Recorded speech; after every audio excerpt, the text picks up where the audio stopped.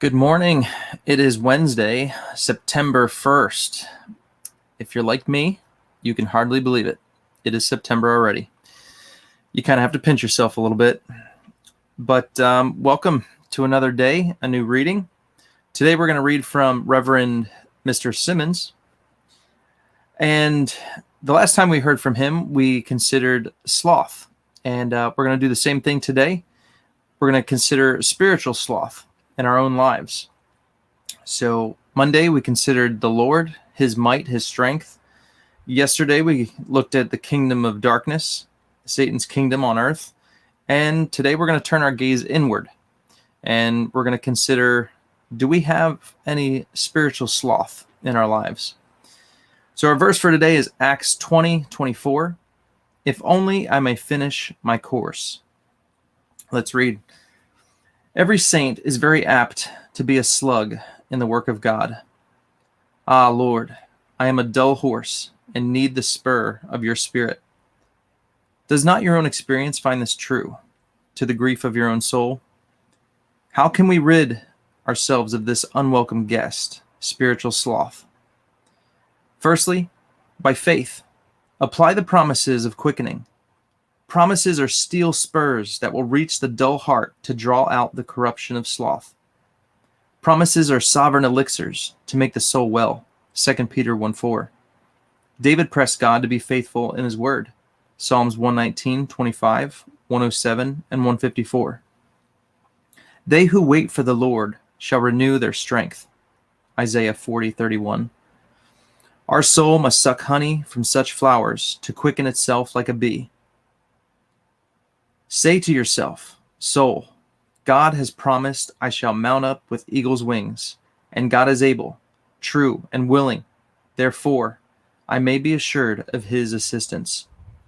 Oh, this honey will enliven you more than Jonathan's honey. 1 Samuel 14:29.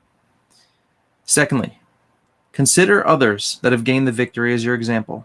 Hebrews 12:1-3. A dull horse will speed up when he sees other horses gallop before him. Consider how Elijah went up in a fiery chariot to heaven in his spirit before he went up in a fiery chariot in his person. Look how Paul pursued with industry and perseverance. Philippians 3:10-15. Remember how Ignatius went to the beast to be devoured, as if he were going to his wedding. Forget not the martyrs in Queen Mary's day, who went to the fire as if to a bonfire. These examples are goads to quicken us. They are fires to light our candles by. Thirdly, consider too how impossible it is for creeping snails to finish their journey's end. Run that you may obtain. 1 Corinthians 9:24. Don't creep, but run. Not indefinitely, but industriously. Should we not serve God as actively as we ever did in the ways of sin and Satan? Great thoughts. So how do we overcome spiritual sloth? Here are some recommendations by Reverend Simmons here. Firstly, by faith.